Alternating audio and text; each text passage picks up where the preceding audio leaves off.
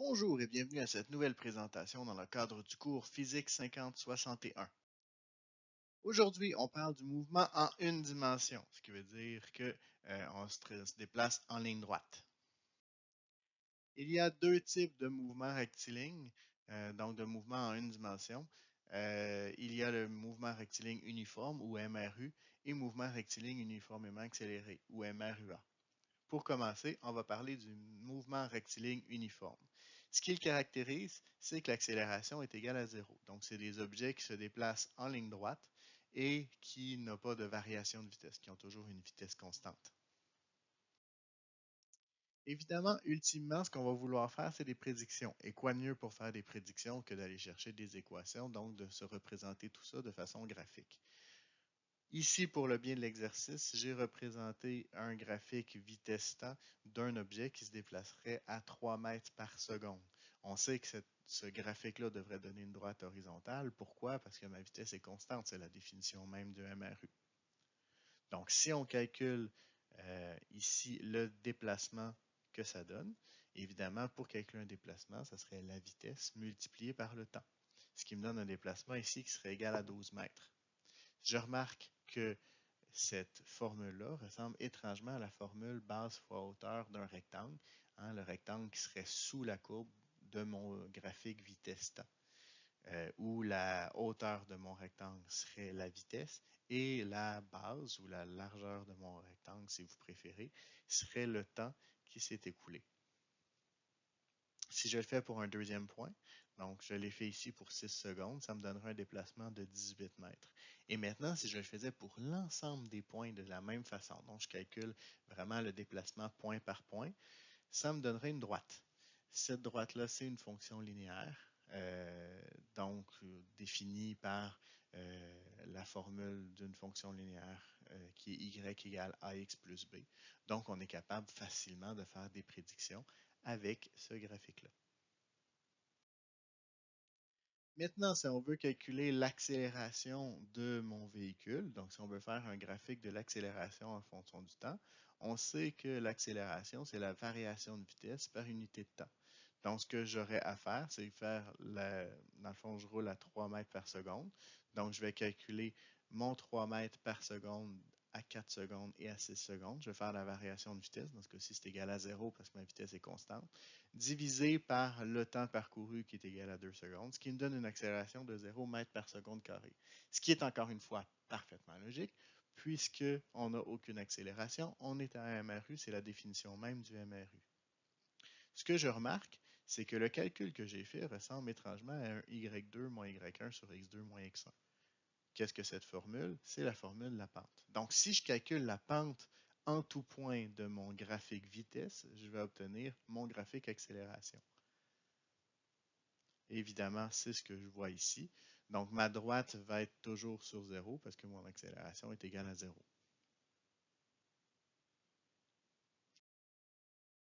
Ça me donne donc trois graphiques pour représenter mon mouvement rectiligne uniforme.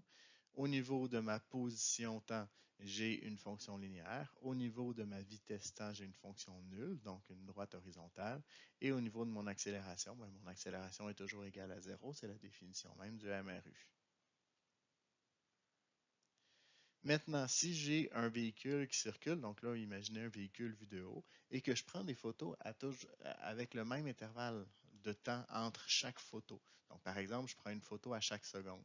Ce que je remarque, c'est qu'évidemment, ma vitesse étant constante, la distance entre deux photos, donc entre le véhicule sur deux photos différentes, va toujours être identique.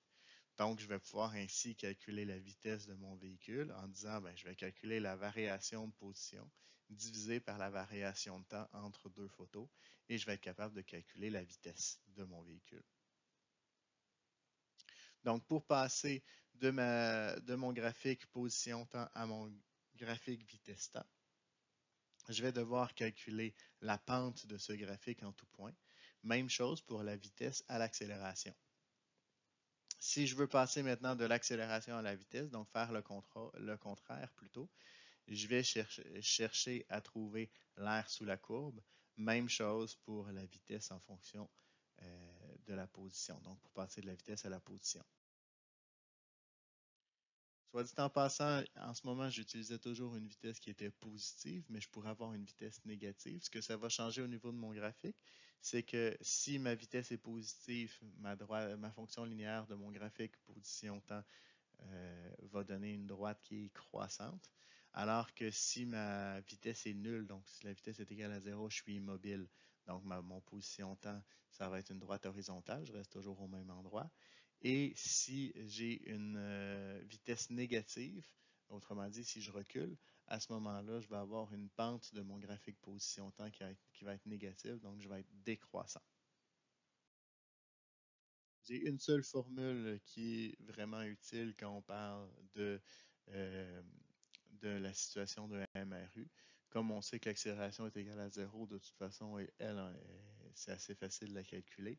Donc, la seule formule qui va être vraiment utile, c'est la formule suivante. La vitesse, c'est la variation de position divisée par la variation de temps.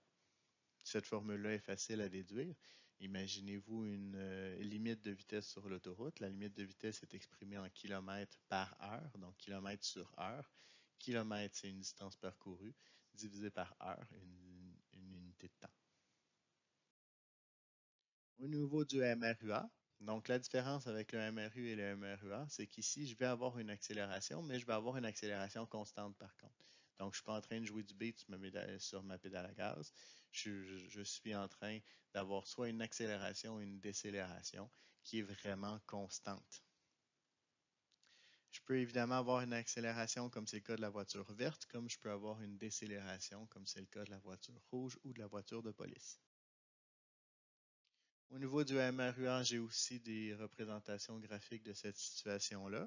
Donc, par contre, la représentation graphique va être un petit peu différente du MRU, vous vous en doutez bien. Donc, dans ce cas-ci, l'accélération temps est la fonction nulle parce que l'accélération existe, elle n'est pas égale à zéro. Par contre, elle est constante, donc ça va me donner une droite qui est horizontale. Au niveau de mon graphique vitesse-temps, je vais avoir une fonction linéaire, donc qui augmente graduellement. Et pour le graphique position-temps, je vais avoir un graphique qui va être représenté par une fonction quadratique, donc une fonction de deuxième degré. Je pourrais faire exactement le même principe que j'ai fait tantôt avec les aires sous la courbe. Je pourrais faire la même chose aussi au niveau des pentes. Donc, pour passer de la vitesse temps à l'accélération, ça reste la même chose. C'est toujours en calculant la pente. Et pour me déplacer vers la gauche, donc pour passer de l'accélération à la vitesse, c'est la même chose. C'est toujours l'air sous la courbe qui va me permettre de le faire. Si je faisais la même chose que tantôt en prenant des photos, je remarquerais qu'évidemment, la vitesse au départ étant plus faible, je vais avoir un plus petit déplacement par unité de temps. Donc, mes voitures vont être plus proches les unes des autres. À la fin, je vais avoir une vitesse qui est de plus en plus grande, donc je vais avoir une distance parcourue qui est de plus en plus grande par unité de temps. Ce qui est important aussi de déterminer, de savoir, c'est qu'on peut calculer les vitesses instantanées. Donc, je pourrais calculer la vitesse à la fin de mon parcours en calculant la distance parcourue entre deux photos et le diviser par le temps qui s'est écoulé entre deux photos. Ça me donnerait la vitesse qui est instantanée, autrement dit la vitesse à un moment précis. Mais évidemment, cette vitesse-là n'est pas constante. Donc, ce n'est pas la vitesse que j'ai au début, c'est vraiment la vitesse que j'ai au moment où est-ce que j'ai fait mon calcul. J'ai quatre formules qui sont importantes et étrangement, ce qui va être important de déterminer dans une situation problème, c'est la variable qui est absente du problème. Je m'explique. Ces quatre formules-là, vous remarquez qu'il y a quatre variables importantes à l'intérieur. Donc, le déplacement, la vitesse initiale, la vitesse finale, l'accélération et le temps. Dans les problèmes qu'on va vous donner, on va toujours vous donner 4 des 5 valeurs. Donc, on va vous donner 3, on va vous en demander une, ce qui donne 4, et il y en a une qui ne sera pas là. Donc, on ne vous demandera pas et qui ne sera pas donnée non plus. C'est cette variable-là qui va vous permettre de savoir quelle formule vous allez utiliser. Donc, pour éviter d'utiliser 4-5 calculs pour rien, ce qu'on va faire, c'est qu'on va toujours utiliser la formule ou la valeur qui est absente, la donnée qui est absente, c'est celle qu'on ne me donne pas et qu'on ne me demande pas dans mon problème.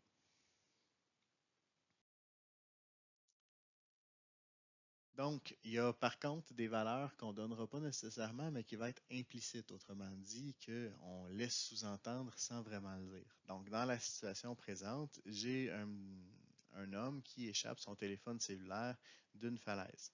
À ce moment-là, je vais avoir une accélération gravitationnelle qui est égale à moins 9,8 mètres par seconde carré. Évidemment, je suis sur Terre, donc sur Terre, c'est l'accélération gravitationnelle. Et je sais que je vais avoir un mouvement rectiligne uniformément accéléré parce que c'est ce qu'on appelle une chute libre. Et l'accélération, de toute façon, est constante, donc c'est un MRUA. L'autre donnée qu'on a ici dans le problème, c'est qu'au moment où la personne va lâcher son téléphone cellulaire, donc va échapper son téléphone cellulaire, la vitesse de celui-ci est égale à 0 mètres par seconde. C'est logique, je n'ai pas lancé volontairement mon téléphone vers le bas, on s'entend. Donc au moment où est-ce que je l'ai échappé, la vitesse initiale est égale à 0. Donc c'est des données qui ne sont pas nécessairement données dans le problème, mais que vous avez quand même parce qu'elles sont données de façon implicite. Je peux avoir le même type de problème où quelqu'un lancerait une boule de neige vers le haut et la verrait tomber vers le bas par la suite. Donc, si j'ai ce genre de situation-là, j'ai encore l'accélération gravitationnelle, je suis encore sur Terre, donc j'ai la même accélération gravitationnelle que tantôt. La différence, c'est que la vitesse qui est égale à 0 à ce moment-là, c'est pas la vitesse où la balle de neige quitte ma main, parce qu'à ce moment-là, la vitesse est positive, mais bien la vitesse au sommet de ma trajectoire. Donc, la balle va quitter ma main avec une vitesse positive.